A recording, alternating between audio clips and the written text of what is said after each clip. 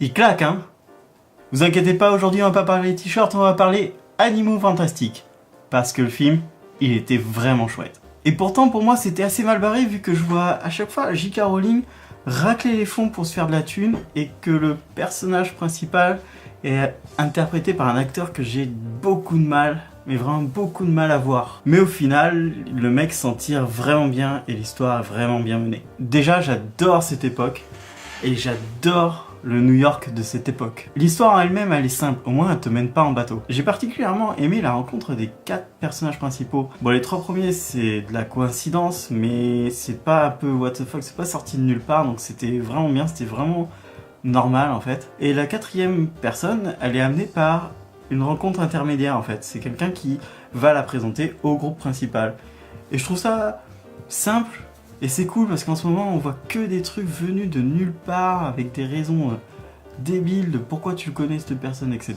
Donc moi je trouvais qu'un truc assez simple, posé et normal, ça fait du bien. Un peu de bon sens parfois c'est plutôt pas mal. En fait c'est tout le film qui est comme ça, donc ça fait du bien en général. L'autre bon point que j'ai bien aimé par rapport à pas mal de films en ce moment, c'est les petites histoires d'amour, c'est-à-dire qu'elle va pas prendre tout le film, et en plus il y en a une qui est super mignonne, et une autre qui est juste naissante, et qui est assez subtile, et aussi assez timide, et je trouve ça sympathique pour un petit film pour enfants. Enfin, c'est pas un film vraiment pour enfants, parce que c'est assez adulte, c'est plutôt adolescent, préadolescent, et ça marche plutôt bien ce genre de truc. On les prend pas pour des neuneux, et ça c'est cool. Le film est beau, fin 2016 est très bien représenté. Le film possède quelques longueurs, surtout quand ils vont chasser le nuage maléfique et tout pendant 25 minutes, il se passe rien à part des décors qui tombent et qui explosent. Ça amène pas grand chose au film pendant 25 minutes en fait. Par contre, j'ai beaucoup aimé, c'est là où je suis vraiment rentré dans le film, c'est tous les animaux fantastiques. Surtout la chasse aux animaux, où il faut aller les chercher, etc.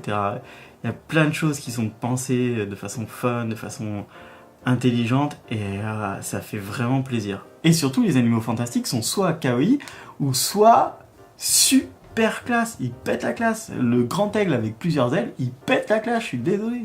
Par contre, j'avoue, j'aurais bien voulu un peu plus de mystère autour des animaux, autre que c'est des animaux fantastiques. Par rapport à des animaux moldus, c'est juste qu'ils sont un peu plus gros et qu'ils font d'autres choses, et qu'ils ont plus de pouvoir en fait. C'est tout. C'est dommage, il n'y a pas assez de mystère. Mais du mystère, il y en a quand même pas mal dans le film. L'étal étrange, les obscurus, s'il y en a un dans la valise et un qui est dehors, c'est-à-dire qu'il y en a sûrement plein d'autres.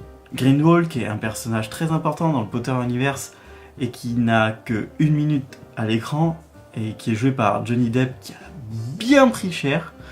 Et je pense que les autres films vont tourner autour de lui aussi. Newt et son histoire de renvoi de Poudlard, on n'en sait en fait que dalle, etc.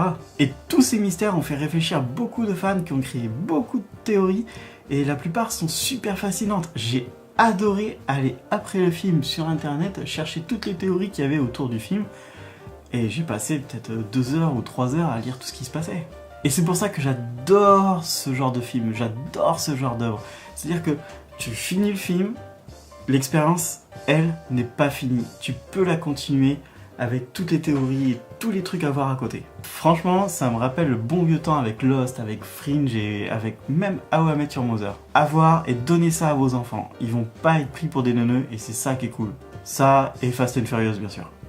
Alors, petit hors sujet, il y a 2 jours, j'ai proposé un live en direct en podcast audio avec Romain et Chipou. C'était sur 13 Reasons Why et sur est-ce que Netflix peut se planter des fois.